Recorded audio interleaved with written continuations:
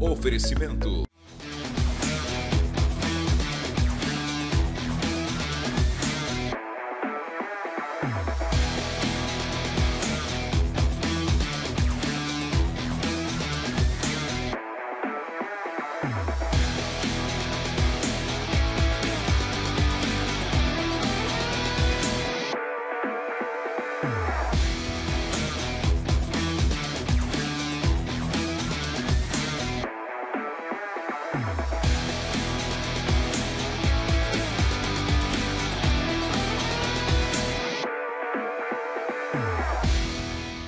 Olá, pessoal. Estamos começando mais um NW Podcast aqui na TV Amazônia, canal 7.1 em Santarém, toda a região.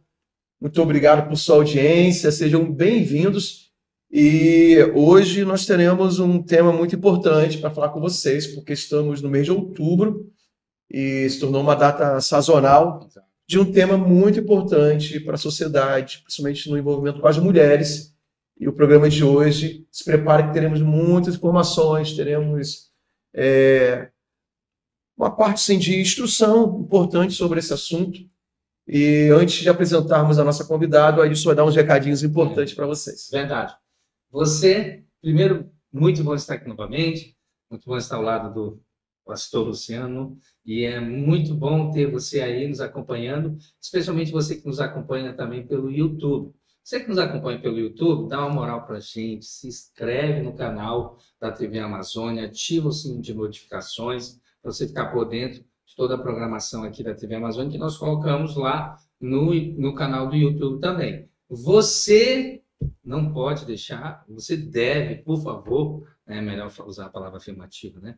Você deve nos ajudar também, nos seguindo nas nossas redes sociais, @TV Amazônia, porque lá também todo dia nós colocamos o conteúdo relevante para que você possa também estar sempre informado e ligado no que acontece na TV Amazônia. Tem muitas novidades.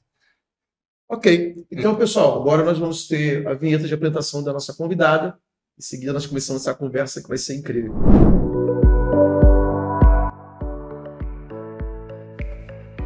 E a nossa entrevistada de hoje é a Carla Domiciano. Ela é advogada e está aqui para contar a sua história, uma história de superação e de muita esperança. Por isso, vem assistir a NW de hoje que está incrível demais.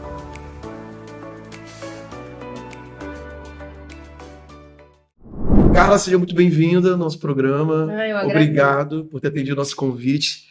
E eu queria que você se apresentasse, né? Não somente também o teu currículo profissional, mas também a respeito daquilo que você tem realizado a partir da sua história recente. Bom, eu me chamo Carla Domiciano, sou advogada, mãe, esposa, né? Mãe do Theo e da Bruninha, esposa do Bruno, e paciente oncológica em remissão. Diagnosticada com câncer de mama. Atualmente tenho me dedicado, né, aos casos de saúde, principalmente de mulheres, né, acometidas de câncer e que estão em dificuldade, né, durante esse trajeto. Uau. E eu até te perguntei nos bastidores, e talvez para pessoas leigas como eu estava até então, o que significa exatamente a remissão no tratamento oncológico? Bom, eu fui diagnosticada com câncer de mama, passei por todo o procedimento, o processo, né, de tratamento. Eu fiz quimioterapia, fiz imunoterapia, fiz radioterapia, fiz mastectomia, fiz a primeira etapa da minha reconstrução de mama. E após concluir o tratamento com a quimioterapia, a gente faz o exame para saber como é que se deu, né, esse tratamento. E durante todo o tratamento, a gente vai fazendo esse acompanhamento, vai vendo se está reduzindo, né, o tumor. No meu caso, eu primeiro comecei com a quimioterapia, para depois fazer a cirurgia. Isso é importante, né, porque muitas vezes a gente não sabe como se dá. Às vezes tem gente que começa fazendo a cirurgia, tem gente que começa fazendo a quimioterapia, então cada caso vai ser um. Quando eu concluí a quimioterapia, a gente fez a ressonância, né, magnética para saber como é que estaria a mama, se o tumor ainda estava lá, qual o tamanho, né? E para nossa alegria, não tinha sinais mais do tumor, que antes, né, estava com 2,5 centímetros quando eu iniciei. Então, eu tive uma remissão, uma resposta. Eles falam 100%, porque isso foi constatado após eu fazer a cirurgia, a mastectomia, que daí vai para o exame, né, de biópsia novamente, e aí veio confirmando que não tinha mais vestígio de doença, né, naquela amostra. Uau. Então, eu tive essa resposta 100% ao tratamento. E muitas vezes a gente fala, então tá curada? Sim, eu estou curada, né? Me encontro curada. Mas para a gente bater o martelo, a gente tem que aguardar 5 anos após a conclusão desse tratamento. Então, atualmente eu estou com 2 anos e meio, estou no meio do caminho para bater esse martelo, né, definitivo. Mas me considero curada, né, vivendo dessa forma. Eu acho que desde o primeiro momento, porque eu comecei esse tratamento já com essa esperança, né, de ter êxito e, enfim. E aí é um tratamento que vai além do físico. Graças a Deus, né? Já tá emocionado já? Não aguentava. Ele é meu oposto, sabe?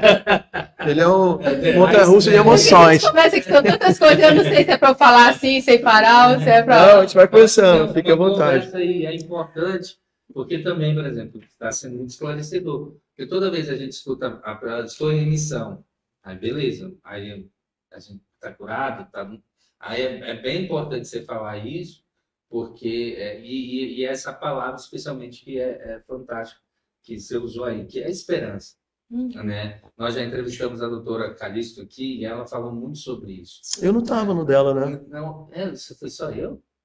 Foi ano passado? Não, foi retrasado, acho. Já tem 2 anos. Acho que foi só você. E assim, e aí nós vimos muito essa questão dela falar que foi legal você falou, não, desde quando eu comecei eu já fiquei com essa perspectiva, porque eu creio que não é, certamente a gente... Tivemos a Aline aqui, né? Você fez a Aline. Foi só eu com a Aline. Isso. A Aline é o caso também de uma mulher também, que ela também, acho que ela já, não sei se ela está num período de remissão, ou se já finalizou, mas ela tem assim uma história incrível também. Dela é muito emocionante também. É muito bom a gente ver histórias assim. Eu acho que foi bom não ter vindo da dela, que foi bem dramática. Assim. Foi assim, muito forte assim, a história dela. Agora, essa questão do tempo de tratamento, assim, porque esse também é um outro ponto. Quanto dura, ou como é que... se quiser falar sobre isso, assim, porque na verdade... a gente quer te deixar bem à vontade. Sim. Entendeu? Uma dúvida que eu fiquei, Carla, em que momento você já teve o primeiro resultado positivo que já estava diminuindo a ponto de ter esse último que não tinha mais e depois a biópsia? Foi depois de todos os ciclos? Depois do ciclo. Você vai fazendo a quimioterapia, né?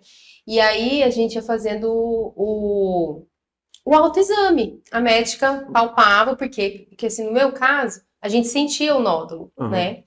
Então, no meu caso, ela fazia o autoexame ali, ela palpava, e a gente via que ele estava já diminuindo, né? E então, não aumentou a ponto dela pedir um novo exame de imagem. Então, assim, ela via que estava diminuindo, e aí a gente fez o exame somente quando eu finalizei a quimioterapia. Entendeu? Foram 16 sessões, né? Em torno de 6 meses.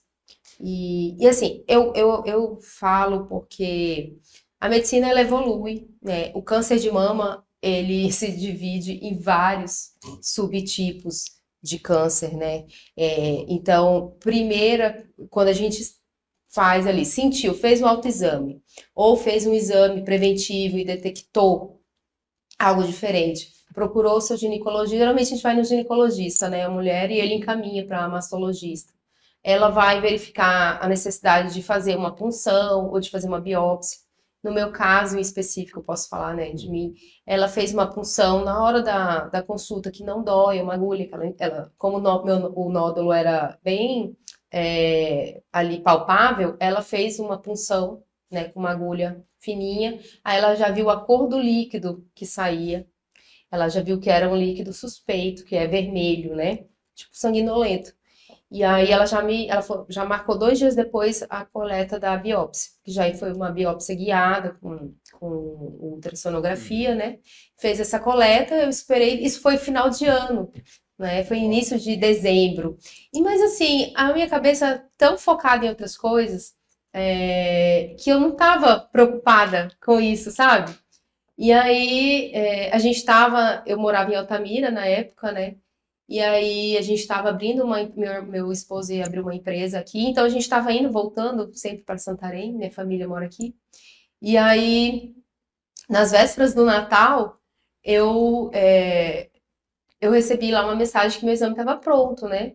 E aí, curiosa como eu sou, acho que advogado tem isso, não sei. Enfim, eu já liguei lá no laboratório e falei, tem como mandar direto no meu e-mail, porque eu não estou em Altamira e tal. E aí ela foi e mandou. E assim, quando ela mandou, aí eu, né, achando que não era nada, né? Aí quando eu abri, que eu li, né, neoplasia e grau tal, e eu fiquei assim, acho que eu perdi a cor, assim, meu esposo entrou bem na hora, assim, ele falou, o que foi? Aí eu falei um palavrão, que eu não vou falar aqui, né? Eu falei, caraca, eu falei, tô lascada. Aí ele, mas o que foi? Eu falei, acho que eu tô com câncer. Aí ele, tá ficando maluca? Aí na mesma hora meu celular tocou, porque o laboratório mandou para a médica. E aí a secretária me ligou, falou, Carla, você recebeu teu exame? Eu falei, recebi. Você já abriu? Eu falei, já. Aí ela disse, a doutora quer falar contigo. Aí a médica falou assim, não era para você ter aberto, porque ela gosta de conversar. Eu falei, doutora, isso não funciona comigo não, meu exame eu vejo primeiro, né? E aí ela falou, tem como você vir para cá, para a gente poder conversar? Aí na mesma hora, foi de manhã, aí eu almocei e a gente pegou a estrada e foi para Altamira. E cheguei lá, ela falou, né, que Nunca a estrada de Altamira foi tão longa. Nunca, foi muito longa e olha que ainda não estava assim com essa parte aí asfaltada, né? Mas enfim, aí piorou, né? Piorou. E tava no meio ali do caminho. Enfim, e aí cheguei lá, ela me atendeu no outro dia cedo. E assim, ela me deu os caminhos, falou que eu ia ter que operar e que depois que eu ia procurar uma oncologista para saber qual era o subtipo para eu poder fazer o tratamento e tal. E aí eu já saí de lá com tudo marcado. Era véspera de Natal, eu já saí de lá falando assim, dia 2 de janeiro irei operar. E aí eu digo que os propósitos de Deus não são, às vezes, os mesmos, né? E os planos de Deus, graças a Deus, que não são iguais. Enfim, eu consegui uma consulta com a doutora Calista, no dia 30 de dezembro, isso é inédito, né? Rapaz, Eita, a gente já tá em recesso, né? 30 de dezembro, consegui um encaixe e ela me atendeu. E ela falou assim, mas cadê o resultado do seu segundo exame? Que é uma histoquímica, que chama, né? Imunohistoquímica. Que ele é feito a partir da biópsia. Quando a biópsia deu ali um resultado, né, positivo para a malignidade e tal, aí eles fazem esse segundo exame. Aí eu falei, não, esse só vai sair dia 12 e 13 de janeiro. Ela falou, então você não pode operar, Carla. Eu falei, mas como assim? Eu tenho que me livrar disso, né? Ela, jamais, a gente precisa saber. Ela falou assim, ela usou esses termos. Eu sei que você tem um cachorro em casa. Eu preciso saber a raça dele. Como é que eu vou tratar desse cachorro sem saber qual é a raça dele? Ela usou essa metáfora ali, né? E aí eu falei, meu Deus, mas já tá tudo agendado. Ela falou, olha, desmarque.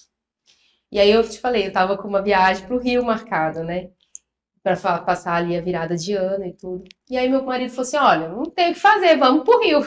Aí a gente foi pro Rio de Janeiro. Passar a virada de ano e eu tentando processar aquilo, né? E brigando com os laboratórios para liberar logo o exame. E, enfim. Você queria resolver logo. Queria resolver, né? E aí chegou lá, eu consultei com outro oncologista, porque isso é a importância também da gente ter várias opiniões, né? Você não tem que já aceitar a primeira opinião médica, né? Se eu ficasse com a primeira, eu tinha ido por um outro caminho. Então, enfim, fiz uma outra consulta com esse segundo oncologista. Ele confirmou o que a doutora Calista tinha me dito. Aí retornei, esperei, né, o tempo do exame ficar pronto. E aí quando chegou, justamente era um cachorro mais bravo, né? Que era aquele que eu precisaria fazer a quimioterapia primeiro, que era para tentar reduzir, para depois fazer uma cirurgia. Os últimos estudos, assim, indicavam que esse era o melhor protocolo de tratamento para esse subtipo, que era o triplo negativo. A gente tem vários subtipos, né, do câncer aí. Tem o hormonal, HER positivo, HER negativo, enfim, tem vários, né? Então, assim, a gente precisa conhecer, saber qual é o subtipo que a gente vai tratar. Isso falando especificamente no câncer de mama, mas isso aí pode se dar em vários outros cânceres, né? Porque cada estudo ali vai indicar qual é o melhor protocolo, né? De E tratamento. emocionalmente, como é que você, assim, de fato se sentiu e lidou com com a notícia, né? E, assim, pelo que eu estou entendendo, teu ímpeto foi assim, não, eu quero resolver, quero logo fazer, tem que ser feito. Sim, eu sempre fui Mas muito. teve momentos de oscilação, você ficar muito down, assim, muito para baixo. Eu acho assim, quando a gente recebe ali aquele diagnóstico, né? No caso, eu recebi nas vésperas do Natal. Aí aquele Natal já foi meio, né? Meio estranho, assim, mas a gente tentando manter a postura, né? E ali até eu chegar no dia da consulta com a doutora Calista, eu mergulhava entre aquela coisa assim, não, vai dar certo, aí chorava, aí ficava, meu Deus, o que vai ser dos meus filhos? Aí comecei a pesquisar, né, na internet, e aí você fala, meu Deus do céu. E aí, como eu te falei brincando também, né, eu olhei um mundo, né, porque daí começou a aparecer um monte de mulher careca no meu Instagram, sem peito.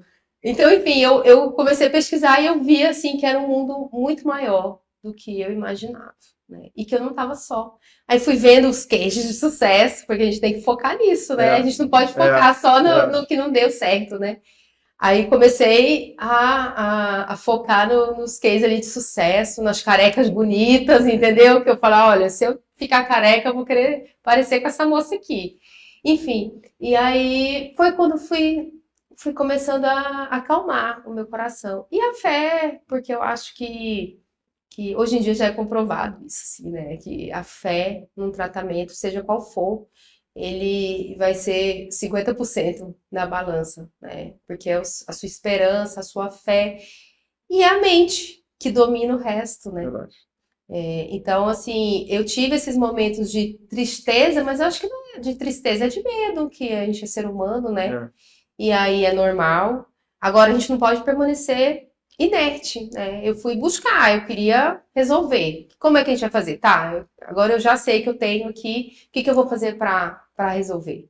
Então, eu fui atrás disso, de como eu poderia fazer para não perder, né, mais tempo, entendeu? Então, assim, então eu recebi esse diagnóstico, acho que dia 23 de dezembro de 2021. Eu iniciei meu tratamento no dia 25 de janeiro de 2022, sabendo exatamente o que a gente iria, qual seria o caminho que eu iria percorrer, qual seria o melhor protocolo de tratamento para o tipo de câncer, para o subtipo de câncer que eu estava enfrentando, né? E como eu falei também antes para você, eu tive indicação de fazer uso da imunoterapia, que naquele momento o medicamento era o pembrolizumab, que era um medicamento que ainda não estava aprovado pela Anvisa para o câncer de mama, né? Mas ele já tinha estudos científicos, assim, inúmeros estudos, e nos Estados Unidos já estava aprovado. Então, a médica, eu sempre oriento as minhas amigas, clientes, enfim, pessoas que eu converso que estão nesse momento, de conseguir encontrar um profissional médico que ela confie, que a pessoa confie e que esteja antenado, sabe, com o que há de mais novo no mercado, porque isso vai resultar, né, no melhor tratamento, o teu resultado vai ser muito melhor. Então, assim, eu encontrei essa profissional que sabia exatamente o que me indicar, né, a fala dela, a prescrição dela deu exatamente com o médico de São Paulo, de um renomado hospital. Então, assim, eu sabia que aqui em Santarém eu teria o mesmo tratamento que eu teria em São Paulo. Não seria diferente, entendeu? Uhum. Então, eu optei por ficar aqui perto da minha família, né? E comecei a fazer esse tratamento. Busquei a imunoterapia, foi negado, né, a imunoterapia, mas eu fiz a minha ação. É claro que para mim, enquanto advogada, é muito mais fácil, né? Que eu tenho esse conhecimento. Mas, e tenho ali, não vou ter o custo de ter que pagar um advogado, ou enfim, né, essa despesa. Mas hoje, se você tem indicação de um tratamento que ele está revolucionando, né, e tendo resultados positivos, eu acho que é primordial a gente buscar esse amparo, seja pela Defensoria Pública, pelo Ministério Público, se a gente não tem essa condição financeira, entendeu? Ou um profissional, né, um advogado particular, porque vai fazer toda a diferença, né? Antes de a gente falar, inclusive, sobre essa parte, né? Acho que até no segundo bloco a gente dedica mais a isso, né? Dessas informações, de como as pessoas podem buscar os direitos que têm no SUS ou de outras formas, pelos planos que às vezes ficam ali meio que bloqueados por falta de conhecer seus direitos e buscar isso. Mas, Carla, sobre o que você poderia falar para as mulheres, né, a respeito do diagnóstico antecipado, assim, um tempo precoce, né, desse cuidado que tem que ter de sempre estar verificando e ir ao médico, né, não ter medo, de repente, de ter uma informação como você teve, né, ter um diagnóstico, e talvez você ter descoberto por antecedência te ajudou muito a se salvar. Com certeza. Não, eu digo assim que... Isso parece, parece que é uma coisa que a gente quer tão repetitiva, essa questão assim de se precaver, mas talvez tenha muitas mulheres que não ainda entenderam que isso é importante. Eu digo que, não desmerecendo os homens, né, mas as mulheres, elas às vezes têm tantas atribuições na vida, né, igual como eu me apresentei. Sou advogada, mãe, esposa, filha também, né, enfim. Então, assim, a gente às vezes se abarrota de tantas coisas que não sobra tempo pra gente, para esse autocuidado, né? E o mês de outubro, apesar de todo mundo falar assim, lá vem o mês de outubro, rosa, né? Isso devia ser o ano todo. Realmente, deveria ser o ano todo, mas o mês de outubro a gente se dedica a lembrar, né? Que a gente tem o ano todo para fazer isso. Então, assim, eu digo para as mulheres que esse autoconhecimento de você, né? Eu descobri tomando banho. Eu fui me lavar e eu falei, o que é isso aqui? Eu senti aquele carocinho, não sei, eu falei, tá normal, né? Aí cheguei com meu marido, você tá sentindo isso aqui? Tô sentindo. Aí liguei pra minha mãe, né? Na época eu morava em Altamira, minha mãe falou, vai no médico agora. E assim, aí marquei, eu confesso que eu demorei ali uns dias pra ainda marcar o médico, mas logo em seguida eu marquei, cheguei, então assim, já fui buscar, não demorei, né? Mas através desse autocuidado, de você se conhecer, conhecer o seu corpo, né? Enfim, são sinais que o corpo dá pra gente e que a gente só tem que estar antenado, ligado, né? Não deixar para depois o que a gente pode estar fazendo hoje, enfim. Esse diagnóstico precoce, ele vai te ajudar muito, porque você vai chegar com um lastro muito grande à frente ali, entendeu? Para você conseguir passar por todo esse tratamento, né? Sim. Então, assim, eu tive essa vantagem, né, de ter descoberto ainda ali com uma doença localizada, né? Então, esse tratamento... Mas, assim, isso não me poupou de passar por todos os processos, Sim. né? Porque...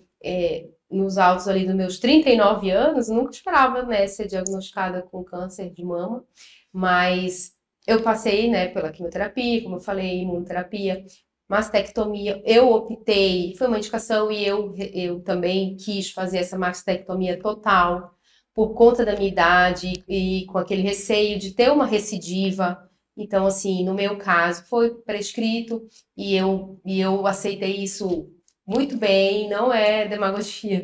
Eu aceitei mesmo, eu falei, o que eu tiver que fazer, eu vou fazer, entendeu? Eu lidei muito bem com isso, com essa questão da perda do cabelo, né? Eu fiquei careca, eu digo sempre que que foi o momento da minha vida de, assim, que é um antes e um depois, não foi quando eu descobri, quando eu me curei, foi no dia que eu fiquei careca.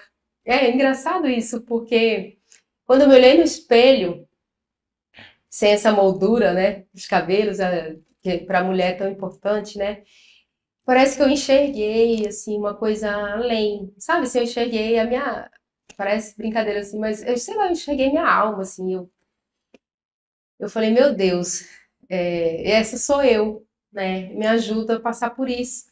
E a partir daquele momento eu aceitei aquilo e lidei com isso. Eu aprendi a me amar daquela forma, sabe? Eu me achava careca, ainda mais quando as pessoas falam assim, nossa, essa careca ficou bonita, né? Eu não Mas sei se aí era pra me como agradar. você lidava assim, com a questão da vaidade feminina, assim, né? Pois Você é. usava lenço, usa peruca ou ficou careca mesmo? Assim? Então, assim, não. Porque as pessoas hoje, os lenços são Sim, bonitos, né? Às hoje vezes tem várias, né, coisas, né? artimanhas pra gente passar, né, por isso. No meu caso, eu comprei vários lenços, ganhei um monte de lenço, né? Mas assim, eu não consegui usar lenço, porque aqui é quente. Aí eu amarrava o lenço, aí me dava dor de cabeça, eu já ficava com calor. Aí, hoje, atualmente, eu uso mais os lenços que eu ganhei quando eu vou pra praia, que eu faço uma amarração, do que na época que eu tava careca. Então, assim, eu assumi a careca, entendeu? Eu brincava que meu avô é careca, aí eu dizia assim, vô, agora eu entendo que é dos carecas que eles gostam mais, né? Eu brincava. E aí eu usava maquiagem, eu me maquiava, eu colocava um brinco bonito para destacar, os óculos, entendeu? Assim, eu fui lidando com isso de maneira. Aí fiz uma sessão de fotos, careca. E é engraçado porque foi a sessão de fotos que eu me senti mais, assim, livre, sei lá, não sei explicar, mas foi uma sessão linda, entendeu? Parece que ela conseguiu captar, assim, que de fato eu queria passar. E aí eu me achei maravilhosa, bonita, eu gostei. E quando você, assim, hoje, que os cabelos cresceram novamente e tal, você tá nessa fase de remissão e a gente crê na tua cura completa, né? Sim. Você olha para trás, para essa fase, qual é o teu sentimento hoje? Quando você lembra, olhando essas fotos? Sim, eu olho e eu falo, meu Deus, será que foi comigo mesmo? Porque a gente nunca imagina que a gente vai ter essa capacidade de superação, né?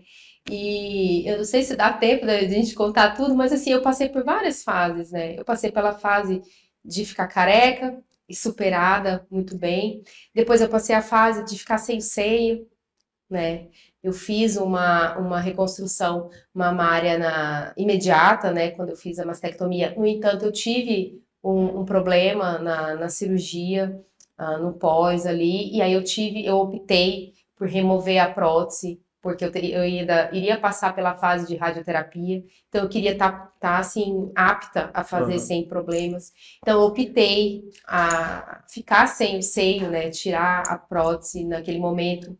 Eu me recordo que a minha mãe, quando eu saí da cirurgia e eu vi como é que tinha ficado, porque quando você sai com a prótese, apesar de não estar tão legal naquele momento, você ainda fala, não, vai ficar bom, né? Porque você não vê você não tem aquele sentimento de perda, né? E aí, quando eu me vi sem o seio, que eu olhei assim, que eu falei, meu Deus, tudo que eu vi lá no início que podia dar errado tá dando comigo, sabe? Assim. Uhum. E aí eu falo, meu pai, quando eu vi aquilo, eu falava, não, isso aqui não vai acontecer comigo. Mas assim, aconteceu. E aí eu tinha que passar por aquilo também, né? Eu tinha que passar por aquilo. E aí eu lembro que as lágrimas caíam, né? Naquele momento lá no hospital. Minha mãe falava, calma, filha, a gente vai passar por isso, a gente vai reconstruir, vai dar tudo certo. Aí eu, calma, mãe, eu preciso chorar. Deixa sair, não é eu que quero chorar, tá saindo, então deixa minha alma liberar. Amanhã vai estar tudo bem. Então, assim, eu chorei nesse dia, né? No outro dia que eu fui para casa. Fiquei muito, assim, introspectiva. E depois eu olhei no espelho novamente e falei, isso é o que eu tenho para hoje. E é com isso que eu vou, né, viver, conviver. E aí também, a partir daquele momento, eu confesso que eu comprei umas 2 próteses daquelas de colocar, mas eu ia sair, o negócio quando eu via tava aqui, aí quando eu via tava lá embaixo, eu falava, não, isso aqui não serve pra mim, não. E eu joguei fora, eu falei, não joguei fora não, eu doei. E eu falei, não, isso aqui não serve pra mim. E aí eu assumi. Então, assim, eu assumi um lado sem seio. A gente acha, não dá pra ver. Não, dá pra ver sim. Quando a gente coloca uma blusa, a A gente vê. Só que eu sempre lidei com aquela coisa assim, eu me aceitei. O que o outro vai, da forma como ele vai me enxergar, é problema dele, né? Não sou eu que tenho que Eu acho que pensar. você foi muito corajosa nesse processo todo, né? Não tem como. Isso aí se deu também durante no meu casamento, né? Assim, como é que o meu marido vai me ver? Como é que vai ser? Entendeu? Aí eu até brinco com ele, eu não acho que você era chegado um careca, eu não sabia, né? Porque assim, a gente não teve isso, a gente, entendeu? Esse momento de intimidade, essas coisas foram mantidas. Tanto na minha época careca, como na minha época sem seio. Enfim, agora, né, passei pela primeira etapa de reconstrução da mama, ainda tô sem mamilo, né, porque isso são etapas que a gente vai fazendo, e convivo, não é uma coisa que tá me incomodando, sabe? Eu aprendi a viver, né, depois do meu diagnóstico. Que lição, né? Incrível. Eu tô impactado, assim, como o pastor falou, pela coragem, né? Eu acho que a palavra principal que eu estava me vindo é autenticidade. Né? Você passou pelo processo entendendo que era o que tinha, e aquilo que você falou, não, sou eu. É o que eu tenho para hoje. Tipo, né? É aquela velha história, bora, acorda, bora, mais um dia, vamos lá, tipo, não tinha. E eu acho que esse é um ponto também que bom que você passou, de blindar a sua mente, né? Blindar, não. Isso aqui aconteceu comigo, beleza, vamos. Porque assim, tem gente por muito menos. Já tinha. Mas eu me encontrei nesse momento, quando eu te falei assim, quando eu me vi lá careca, eu olhei e falei, meu Deus, essa sou eu. E assim, como eu era boba.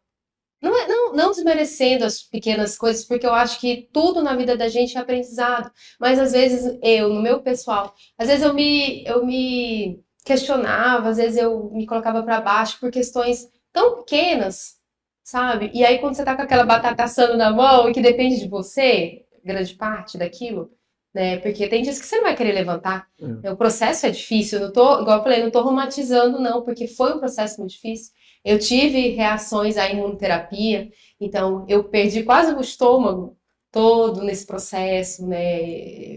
Ficou achando que, assim, os médicos acharam que eu estava com segundo câncer, e foi uma reação ao tratamento que o meu organismo teve naquele momento. Então, assim, eu enfrentei várias etapas, né? Então, em cada uma delas eu ia ressignificando, né? Eu cheguei até aqui, agora vamos vencer mais essa. Porque se a gente entregar os pontos, aí a gente não consegue sair do lugar, né? Verdade. Vamos fazer um break agora? Vamos. Pode ser? Beleza. Pessoal, nós vamos para um break comercial, você que está na TV Amazônia, canal aberto. Nós vamos ter um tempo agora com nossos parceiros comerciais, patrocinadores. E daqui a pouco nós voltamos. É um tempinho para você assistir primeiro os patrocinadores, tomar uma aguinha e volta. Que a gente volta aqui com a Carla. Sim, a gente está muito impactado assim, com a coragem, com a história, com a vitória, né, que ela tem celebrado esses dias, né, já. Então você não pode perder o segundo bloco, que tem mais coisas boas e muitas informações que ela vai dar para mulheres, né, que estão enfrentando isso, sobre direitos, sobre como lidar com o plano de saúde, com o SUS, e vai ser muito importante. Então, daqui a pouco nós voltamos.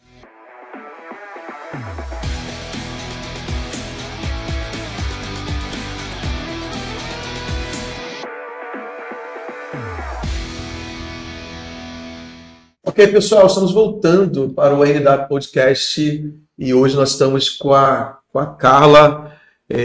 Assim, a gente, como eu falei no final do primeiro bloco, muito assim, tocado e emocionado com a história dela, né, pela superação, pela coragem, né? Pensa numa mulher corajosa aqui na nossa frente, né? Porque coragem não é ausência de medo, né? Não. Coragem é você enfrentar o medo. Apesar dele. E sim, não deixar o medo paralisar, né? E ela contou pra gente tantos desafios que ela já passou nesse período. E na apresentação dela, né, ela falou que ela é advogada, mãe, esposa, e está nessa fase de remissão, porque enfrentou o câncer de mama. E assim, sobre a parte profissional, Carla, você conseguiu conciliar suas atividades profissionais? Como é que estava na época essa tua área profissional, você estava no escritório, você estava em cargo público, como é que você estava e como é que foi você se desdobrar profissionalmente, além de todos os papéis que você já tinha, né, como mãe e esposa, e além disso ter que cuidar de si mesmo para poder continuar vivendo. Eu, nesse momento, né, do meu diagnóstico, eu era assessora jurídica, né, de uma secretaria de saúde, eu estava do lado de lá, né. Lá em Altamira. Isso, eu prestava serviço para o município próximo de Altamira. Trabalhei muito tempo na Secretaria de Saúde de Altamira e depois iniciei um trabalho em Vitória do Xingu, que fica próximo, né? Então, eu estava trabalhando lá na época e com o meu escritório também, particular. Nesse meio todo, né, de descobrir o diagnóstico e optar em fazer o tratamento por aqui, eu ainda continuei trabalhando, né, em home office, né, que a pandemia trouxe essa vantagem, essa possibilidade para a gente. Então, mesmo fazendo quimioterapia, que iniciou com sessões semanais, né, foram 12 sessões semanais, uma vez na semana, e depois eu passei a fazer de 21 em 21 dias. Aqui em Santarém? Aqui em Santarém. Então você ficava na estrada? Não, eu optei em ficar aqui. Ah, tá, e o home office tipo opções. Aí fiquei, mas continuei trabalhando, participando de reunião, Ministério Público, né, representando a secretaria, fazendo pareceres. Então, assim, eu trabalhava de casa. Nesse período, que foram acho que 6 meses, né. Quando eu fui já para a questão da cirurgia, aí eu optei em pedir o meu desligamento, porque eu achei que seria um momento que eu né, precisaria cuidar mais de mim, não ter essas preocupações, né, do trabalho, mas só fazendo um adendo, quando eu tive diagnóstico e quando eu verifiquei qual seria o meu protocolo de tratamento, eu ajuizei a ação, né, como eu falei, para receber a imunoterapia. Então, eu já busquei informação sobre isso, né? Já verifiquei que seria possível, mesmo o medicamento não estando aprovado ali pela Anvisa para aquele tipo de câncer, mas ele já tinha aprovação da Anvisa para outros tipos, então era um medicamento que já estava nacionalizado, então seria possível. Então, assim, busquei, né, informação, ajuizei a minha ação, assinei, protocolei, despachei com o assessor, né, para ter essa decisão. Conseguimos, então assim, eu acho que o meu primeiro caso dentro dessa área, né, específica de paciente foi o meu caso. E eu tenho uma amiga que é advogada também, e ela precisou fazer uso de uma medicação, não para câncer, mas para uma outra doença autoimune. E aí ela falou: Carla, eu não consigo fazer a minha ação. Quem fez a minha ação foi o advogado que trabalha no escritório, nem o meu esposo foi capaz de fazer, porque é uma coisa que mexe muito com a gente. Como que você conseguiu fazer a sua ação? Então eu digo assim, que eu tenho esse lado prático, né? De fazer assim, o que é que eu preciso fazer para resolver? Eu tenho isso. Mas quem não tem, pode buscar, né, ajuda. E tá tudo bem, né? Então, assim, o meu primeiro cliente, a minha primeira cliente fui eu, né, nessa área. E durante o meu tratamento, eu comecei a buscar e eu vi que era uma área que eu gostaria de atuar, né, para ajudar quem estivesse passando por isso.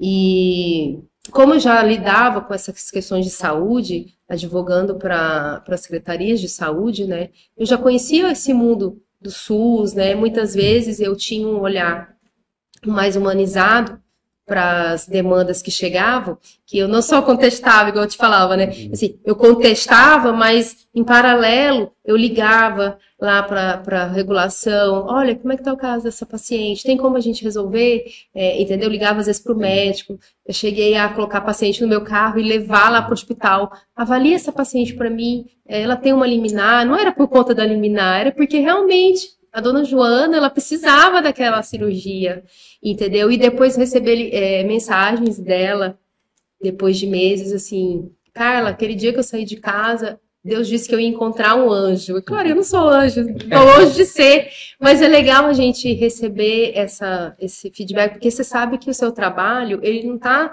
se resumindo a contestar, né, quando a gente está daquele lado. Então, assim, isso também fica muito para os profissionais, né? Quando eles estão do lado de lá, A gente A tem empatia, como né? atuar essa empatia, A né? empatia, a Ela ideia é de- É importante. importante ser empático, mesmo você Isso, contestando, mesmo você isso. usando aqui a gente tem muito as prefeituras, a fazenda em si, ela tem um argumento que a gente chama da reserva do possível, Sim. né? Você só pode atuar de acordo com o que você, com a linha orçamentária que você possui. Isso explicando muito Uhum. sinteticamente, né? E às vezes acaba sendo um argumento para você não atender, Uhum. né? Mas só que você tem outras formas de Então, assim, de se o ajudar, sistema de tem ajudar a essa entender. empatia, né, Exatamente. de quem está lidando ali, então tudo vai fluindo melhor. Você Exato. consegue, no final, resolver muita coisa, né? É. Enfim, e sair dessa alta demanda, né? E no teu caso, assim, a primeira busca assim, que você teve pelo seu direito, assim, que você ajuizou, né? Foi em relação ao SUS ou ao plano de saúde? No meu caso, foi plano de saúde, né? Eu tive uma negativa do plano de saúde com aquela alegação, né? Que não era Que um não medicamento estava prescrito. dentro. Isso, que era um medicamento off-label, que eles falam, Isso. né? Que é um medicamento que está sendo prescrito Aham. para outra finalidade, né? E, enfim, mas durante esse percurso, né, de tratamento, eu comecei a fazer uma pós-graduação e na área, né, específica de direito médico da saúde, que eu ainda não tinha. E assim, para mim foi muito gratificante poder estudar e me preparar melhor, né, para poder atuar nesse ramo do direito, né? E que hoje faz assim muita diferença na vida das pessoas. Então hoje eu atuo tanto para paciente do SUS como para paciente particular, Que entendeu? precisam encontrar um plano de saúde, né? Isso. Desculpa aí. Na verdade, a gente está buscando um direito e não é nada pessoal, né? Enfim, a gente vai atrás do direito onde Sim, claro. encontra quem tem a possibilidade de fornecer, né? De executar, né? De efetivar esse Sem direito, dúvida. né? Sem dúvida. E é interessante porque, por exemplo, as pessoas não. Aí entra exatamente. Eu tenho um advogado, eu acho muito. Eu até esqueci agora o nome dele, mas eu acho que você conhece. Que ele tinha. A filha dele nasceu com Down e precisava. Cristiano Sobral, acho. Ele é até professor. E ela precisava de questões específicas. E o plano de saúde, repetidas vezes negando. Então ele falou exatamente: não, minha primeira cliente foi minha filha. Ele não atuava na área de saúde. Muito parecido com o teu caso. Sim. Ele não atuava na área, já atuava na área civil, consumidor, muito bom. Ele é muito bom de consumidor e tal. Aí teve a situação e aí foi quando ele foi levado para esse lado e aí hoje ele também ensina muito nessa área, né? Principalmente contra plano de saúde, mas aí nós temos também a atuação contra o SUS, que é muito importante, né? Sim, e o direito ele começa não só quando a gente recebe o diagnóstico, ele começa muito antes, né? Ele começa nessa prevenção, né? A gente tem aí a mamografia agora, né, com essa nova lei, a gente conseguiu reduzir a idade para 40 anos, que antes era só 50, então a gente tinha essa dificuldade em diagnosticar através da mamografia as mulheres. Então hoje, você já com 40 anos, e se você tiver a prescrição, você já faz. E se você não tiver os 40, mas tiver a prescrição, faz também, né? Então, assim, no meu caso, eu fiz uma ultrassom. Então, foi possível eu ver ali o nódulo através da ultrassom. Mas se eu tivesse a indicação da mamografia, com os 39 anos que eu tinha na época, eu também tinha feito. Então, assim, hoje a gente tem essa questão da mamografia, né? Que a idade foi reduzida. A gente tem, a partir do momento que você conseguiu verificar ali alguma inconsistência no seu exame, a gente tem a lei dos 30 dias que falam, né? Que é você receber o seu diagnóstico em 30 dias. É claro que na execução, na hora H, principalmente de paciente com SUS, a gente tem essa dificuldade, porque a pessoa tem que ir para a regulação, marcar, fila, entendeu? Então, por isso que o conhecimento, a informação, é tão importante, né? Porque você tem a lei, agora você tem que efetivar esse direito, né? E através do quê? Das reclamações, das denúncias de atraso, né? Então, eu tenho essa lei dos 30 dias, eu tenho a lei dos 60 dias, que é o quê? Você foi diagnosticado. A partir do momento ali da biópsia, você tem os 60 dias para iniciar o seu tratamento, né? Então, assim, A gente tem isso aí para poder seguir e conseguir um resultado melhor. E uma coisa que as pessoas também às vezes não sabem é que o SUS ele é um sistema e ele tem, tipo, as pessoas dizem, mas isso é o município. Não, isso é o estado. Não, isso eu tenho que ir atrás da... Na verdade, a gente chama que tem uma responsabilidade solidária. Então, Isso. você tem que entender que questões relacionadas ao SUS, há um sistema para proteger o seu direito relacionado a isso, né? Então, por isso que vem a atuação de órgãos, como você falou também, né? Principalmente para porque tem pessoas que têm condição de contratar um advogado, mas tem outras pessoas que não têm. Não. Aí nós temos Defensoria Pública, Isso. temos aqui em Santarém algo que muitas pessoas não sabem, que é a Defensoria Pública da União, né? Que ela atua, ela vai de cima para baixo, e às vezes o direito é lá embaixo, mas ela busca em cima e um vai comunicando o outro, né? Um vai comunicando o outro para efetivar o direito. Temos o próprio Ministério Público na área de fiscalização, por exemplo, uma lei dessa. Não é cumprido, o Ministério Público ele atua na fiscalização para que seja cumprido. E ele vai lá, aperta a prefeitura, olha, por que vocês estão cumprindo? Né? Isso aí. Então, assim... A gente tem os órgãos que vão conseguir te ajudar. Porque, às vezes, basta você ir ali no Ministério Público, fazer essa denúncia, olha, eu estou precisando do meu diagnóstico, não estou conseguindo, ou do meu exame. E ele, às vezes, vai mandar um ofício para a secretaria solicitando informação. E aí, quem vai receber já vai falar, peraí, deixa eu dar uma atenção. Deixa eu dar prioridade nisso aqui, esse então, aqui, né? E aí, às vezes, já consegue resolver. Então, isso tudo parte da atitude, né? Essas que você citou são os principais direitos básicos de quem tem o diagnóstico, ou tem outras coisas que você pode acrescentar? Logo essas leis... São dos 30 dias, de 60 dias... 30 dias para você fechar o seu diagnóstico, né? Quando você lá inicialmente viu que tinha alguma coisa errada. 60 dias para você iniciar o seu tratamento. Ali dentro da mastectomia, a gente tem a lei que prevê que você já faça essa reconstrução da mama pelo SUS, né? Falando aqui especificamente em relação ao SUS, de imediato, se for a indicação para o teu caso, porque cada paciente é uma paciente. E muitas vezes eu tive indicação de fazer imediato, e aí eu tive esse problema, não fiz, né? Fiz a imediato e aí tive que retirar, mas tem mulheres que fazem de imediato e dá tudo certo, né? E tem mulheres que ainda não é possível fazer a reconstrução agora. Mas aí depois você pode retornar para fazer a reconstrução da mama. E assim, às vezes a gente tem acometido uma mama, mas você também tem o direito de fazer a simetrização da outra, para deixar as duas mamas iguais, entendeu? Então, são várias etapas, e a gente não pode abandonar o processo, né? Você faz o seu tratamento, e você tá assim, recebi, eu consegui me curar, e aí vou embora. Tem mulheres que convivem bem, né, sem fazer essa reconstrução. Às vezes com medo de vivenciar todo aquele processo de hospital, aquela coisa que às vezes é muito traumático, né? Mas, assim, elas têm que saber que elas têm o direito. E aí a decisão de fazer ou não fazer vai partir dela.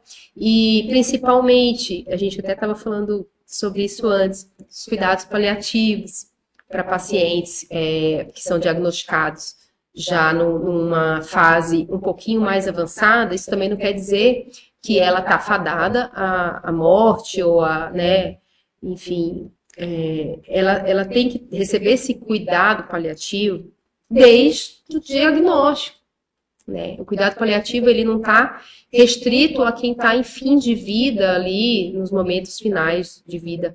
Se ele for bem executado desde o início, ele vai prolongar a sua vida, entendeu?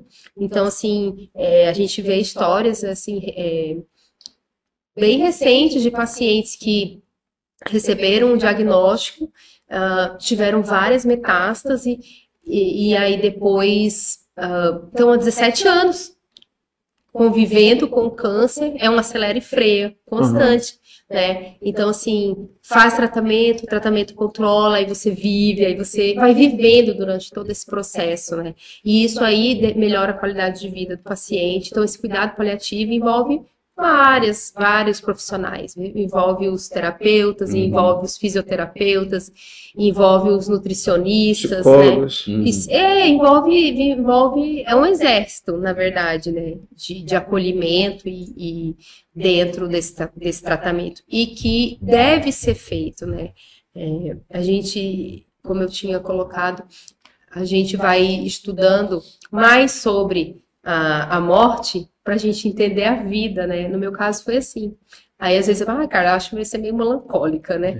Não, porque a partir desse estudo do fim da vida, eu comecei a viver melhor, a buscar... Aproveitar melhor seus dias. Aproveitar melhor, entendeu? Isso não quer dizer sair vivendo loucamente. Sim, não é isso, vai mas desfrutar assim, daquilo que desfrutar dos pequenos detalhes. Às vezes um pôr do sol, às vezes, né, um vento no rosto. Isso tudo faz diferença. Convivência familiar. A sua convivência familiar, entendeu? E também a assistência médica, né? Para esse momento. Conversei até a doutora Ana Paula, nós já conversamos aqui, uma conversa fora daqui, ela falou que, por exemplo, no Brasil, nos Estados Unidos é muito mais evidenciado essa questão da preocupação. Tem profissionais específicos para esse momento do fim, né? Para que a pessoa possa passar da melhor maneira, sem sofrer. Ela entende que está no final e pronto.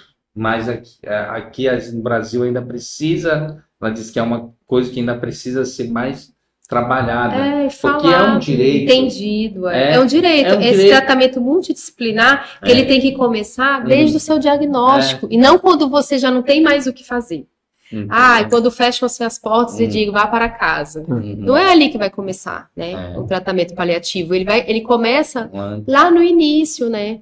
Então, isso é um direito, e que muitas vezes a gente não sabe, não cobra, né? Você vai lá, faz a sua quimioterapia, vai para casa, e aí como você lida com isso é problema seu, né? Você que tem que se virar nos 30 para conseguir superar. Então, isso tudo, o sistema, seja particular, seja, né, público, ele tem que efetivar, né? E a gente tem que saber que a gente tem direito a isso, né? A buscar esse tratamento, esse acompanhamento psicológico, né? Esse acompanhamento na fisioterapia, né? Para poder ali minimizar as consequências do tratamento, né? E, Carla, falando ainda sobre a questão dos direitos, né? Você agora tem ajudado pessoas, né, a acessarem esses direitos. Quais são os exemplos mais comuns de negativas que você tem ajudado as mulheres a reverter, tanto pelo SUS ou como pelos planos de saúde? Você pode até separar, porque de repente sejam questões diferentes. É um pouquinho diferente, mas no final acaba, né, sendo ali a mesma...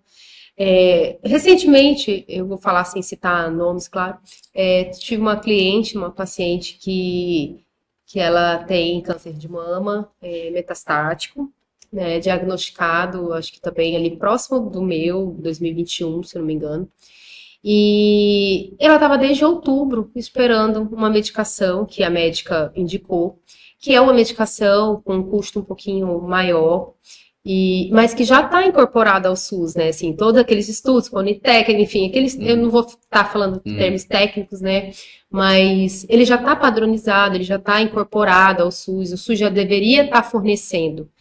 Mas a burocracia, a dificuldade, né? Então, assim, ela estava 6 meses esperando essa medicação, que é uma imunoterapia, né? E quando ela me procurou, a gente deu entrada, né, no pedido via judicial, e assim, o Estado, ele no primeiro momento tentou justificar o atraso e não cumpriu, né, a decisão liminar. Então foi possível fazer um bloqueio do valor do tratamento ali nas contas do Estado, entendeu? Então a gente bloqueou, a gente conseguiu, através ali da justiça, comprar a medicação dela diretamente do fornecedor. E ela recebeu ali, de início, 4 meses de tratamento, né?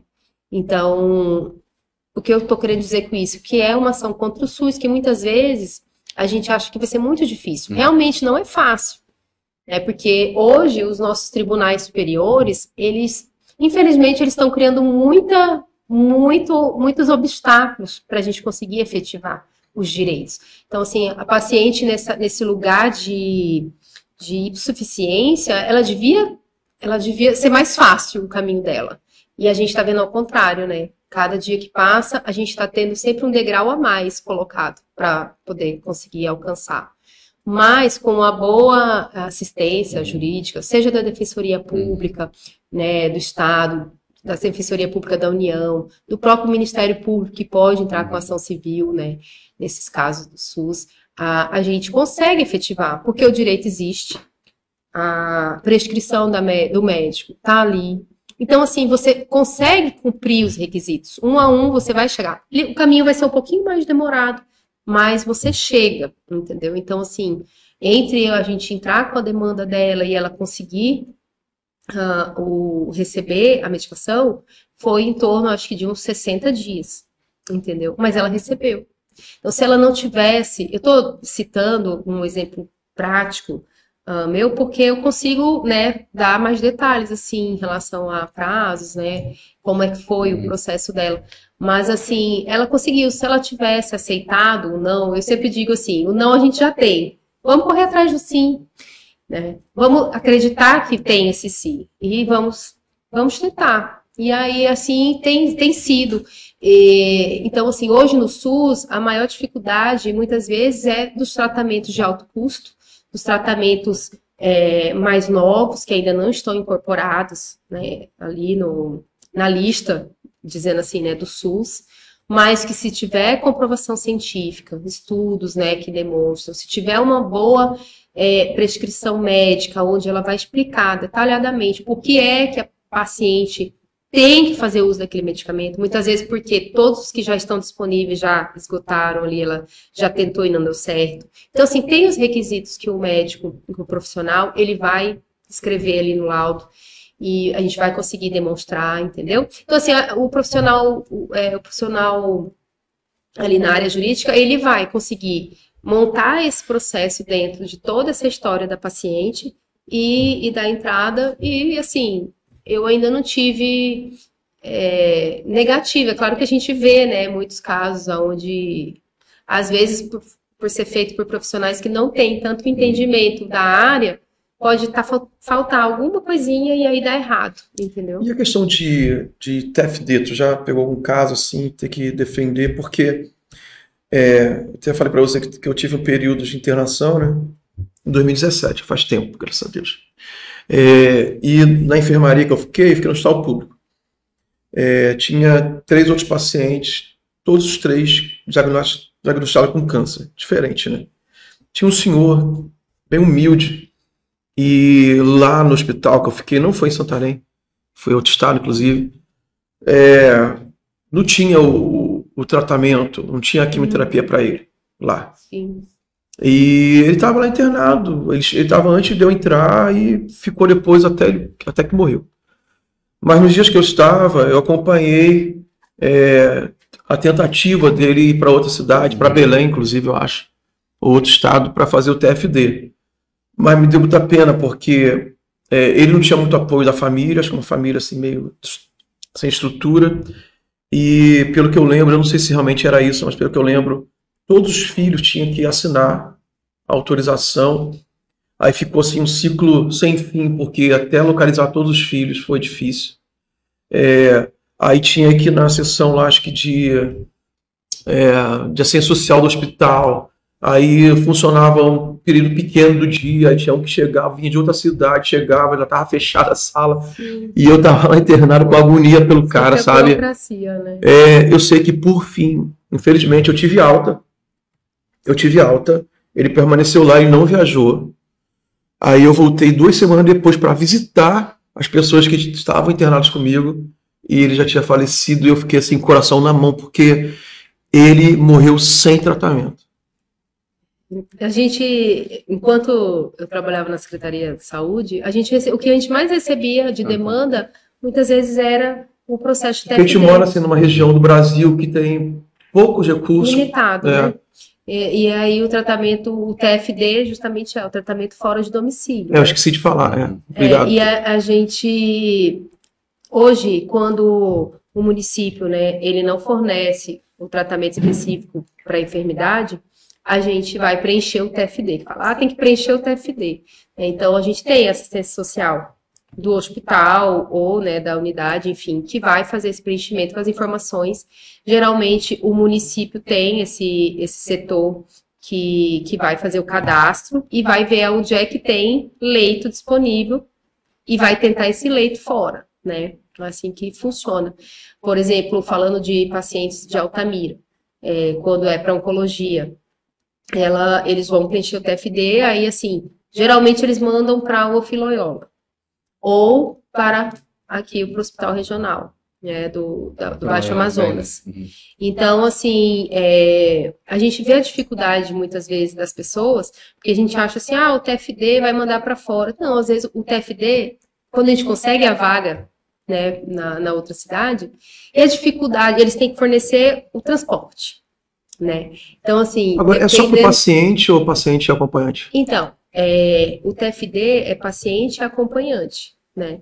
Quando o paciente necessita de acompanhamento. Isso tudo vai estar no laudo dele, de TFD, tem que estar essa informação.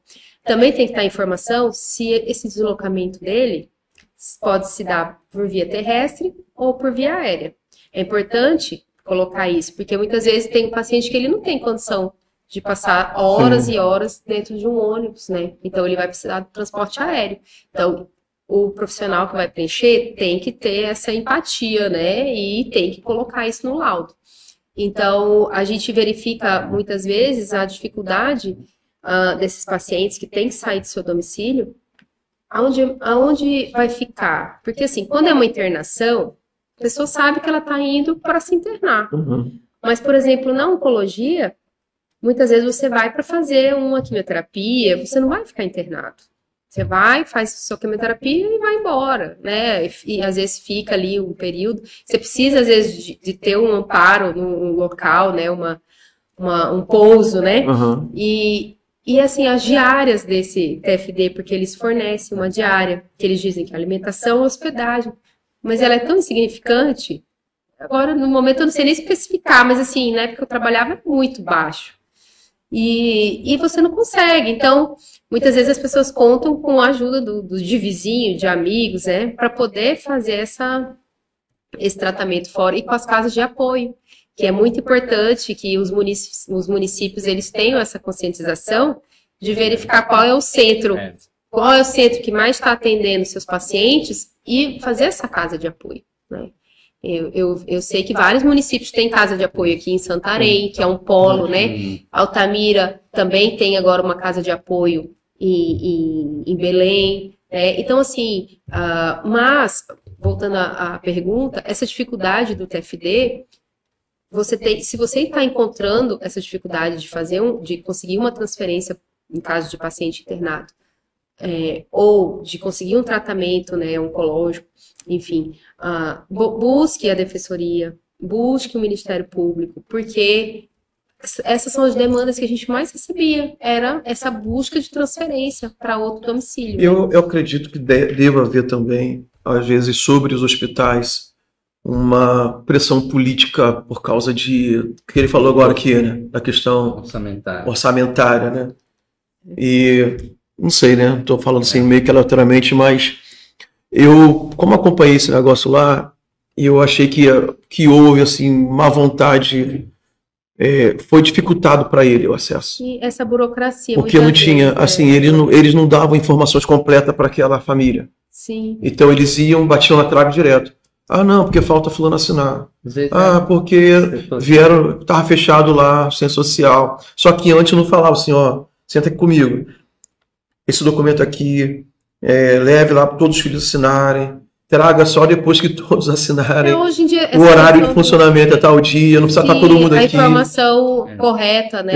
E clara, né? E foi assim, vendo, cara, dava uma agonia. Porque... Falando nisso, é um direito, né? A gente receber essa informação desde o início, né? Você tem direito à informação sobre todo o seu diagnóstico, sobre o seu tratamento, direito à informação. Sobre o que é possível ali. Você tem direito à segunda opinião, mesmo estando num tratamento público, porque muitas vezes a gente pensa que a segunda ou terceira opinião é para quem está num sistema particular.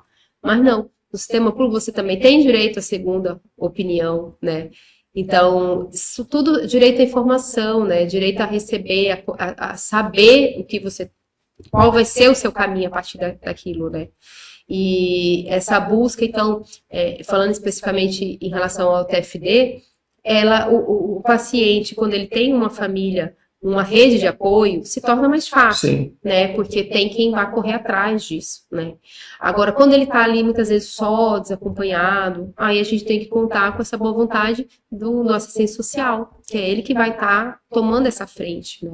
Então, esse preparo também da equipe que está lidando, né? Que está trabalhando, né? É uma preocupação que eu acho que deve existir, né? Dos hospitais, enfim, dos entes públicos, né?